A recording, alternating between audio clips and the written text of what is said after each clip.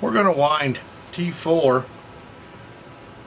Calls for 17 turns of number 30,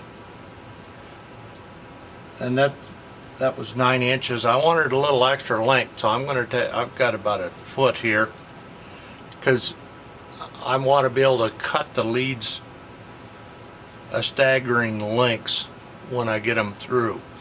It calls for 17 turns. I'm going to wind 16 because I've been finding that we end up with a little more inductance than what they call for. I've got my core clamped into the vise here, so I'm going to just start out by leaving me a tail. That's 1 turn. Anytime you go through the core, it's 1 turn. So once you get it started, it's easier because it'll hold itself. I don't have to hold the tail. It's a lot easier to do this with a bench vise or something to hold it. A lot of times what I'll do also, I think I'll do it now, is I'll loop that first turn back in and clamp it in the vise so I don't have to hold it. Okay, just be careful, don't clamp down so hard that you break the core. So I've got 1 turn, now I'm just free to start winding. 2 turns.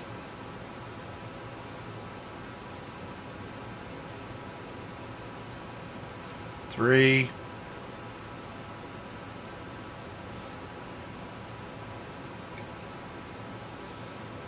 4. So this goes pretty easy this way. 5. When I'm done, I want to have about a 30-degree angle between the 2 ends. 6. 10. I'm going to turn the camera off because there's no sense sitting and watching every one. They all go the same way. Okay, we have it wound now. So let's go ahead and measure it and see what we end up with. One way to strip this off is take some fine grit emery paper, and I'm going to come out here to the end and strip just the end because I want to measure it before I cut it off. Just fold it over and put a little pressure, and that'll clean the enamel right off. This is a medium grit and it's too coarse to work well, but it's the only one I got that's cloth backed. And so now we should be all set. We'll measure it. I'm going to use my LC meter 2B and turn it on, put it in inductance. It says it's not an inductor because an inductor has 0 ohms, or it's a low resistance, and I haven't got anything plugged in here yet. So what I'm going to do is we're going to zero it first. I've got a push button switch that I can zero out all the ambient inductance. Okay, and now I'll hook my inductor. We'll plug it into the socket and measure 1.32, and they wanted 1.2, so we're a little high, and sometimes the lead length here can cause that. So what we're going to do is shorten up the leads because I know I've got more than I need, so I can always take windings off. So we'll shorten up the leads here and get it up close and then remeasure it. Okay, we shorten up and re-zeroed, and I'm reading 1.25, and that's pretty close to the 1.2. So I've wound on 16 turns instead of 17. And when I shorten up the leads even more, it'll probably be just about perfect. So that's the primary. So the next thing we need to do is do the secondary. We have our wire twisted, so we're going to do a bifilar. So it calls for about 3 turns to the inch. I don't think the twist number is overly important as long as you're somewhere in that area. And we want to put 8 turns, and we're going to just wind it over the top of the turns that are already there on the primary. So we'll just start out. I've got plenty of length, so I'm going to leave a big end here and just start over here. I'm going to wind on this side and wind over the top and come out on this side over here. So I got 1 turn through.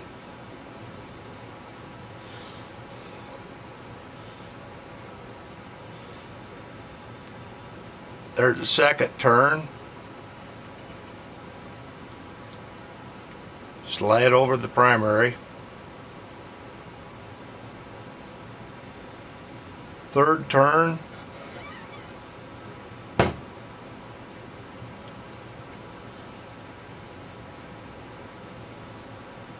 Fourth.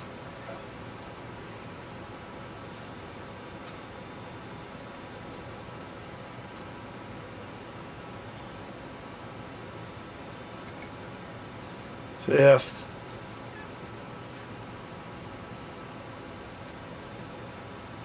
Sixth.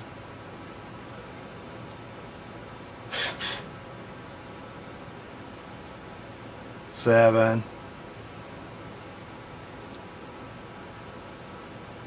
8.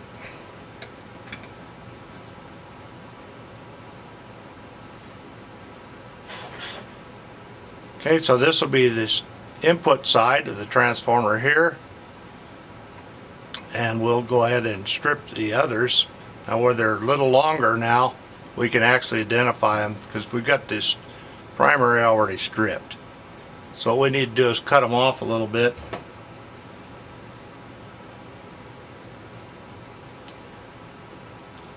And we can always ohm meter them here. So all I have to do is just make sure I keep the primary and secondary separated. I can do that because the secondaries are twisted. They're a pair, they're bifilar, where the primary isn't.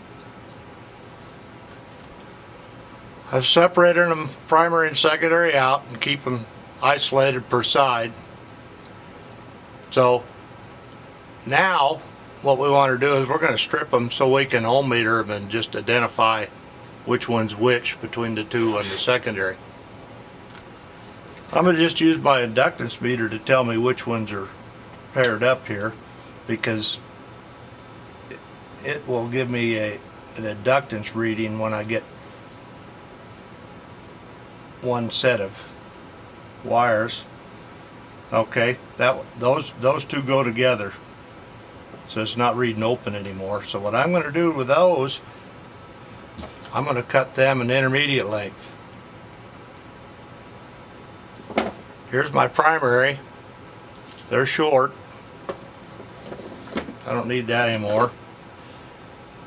My primary leads are short.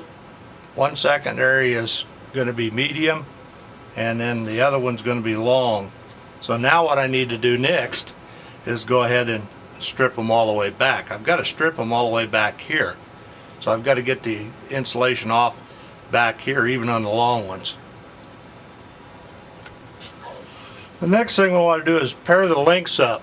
So here I've got the primary, I've got the 2 long ones here in the middle, and on over here I've got the 2 medium ones.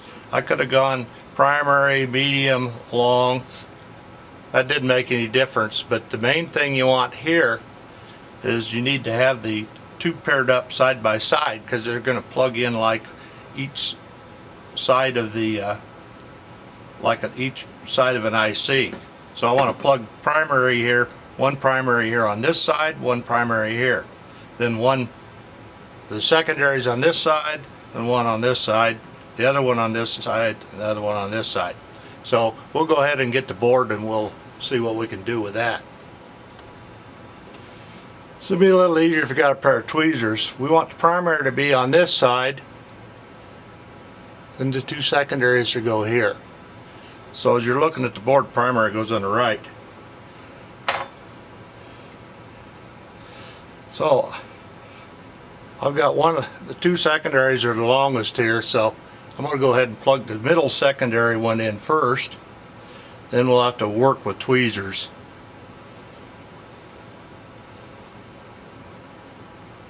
got my hand right in the light. Got the first two in there.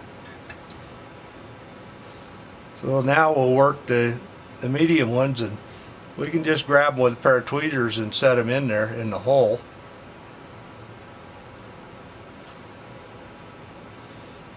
Should go pretty easy.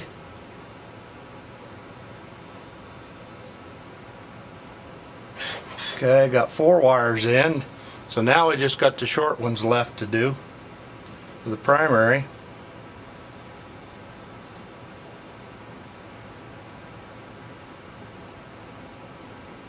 That one's in.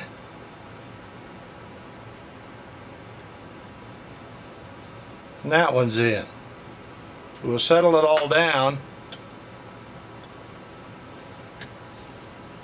We'll turn it over and we'll pull them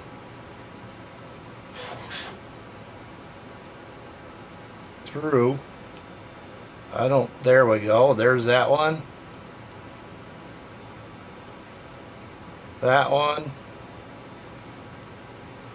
Just kind of pull them through and get them snug and then bend them over a little bit. Then take a look, see what it looks like. Doesn't look too bad. So we just snug a little more. And now it's ready to solder. We'll take and double check. We can take a little X-Acto knife. If we see some enamel left on there, we can scrape that and off to where we make sure we get a good connection when we solder.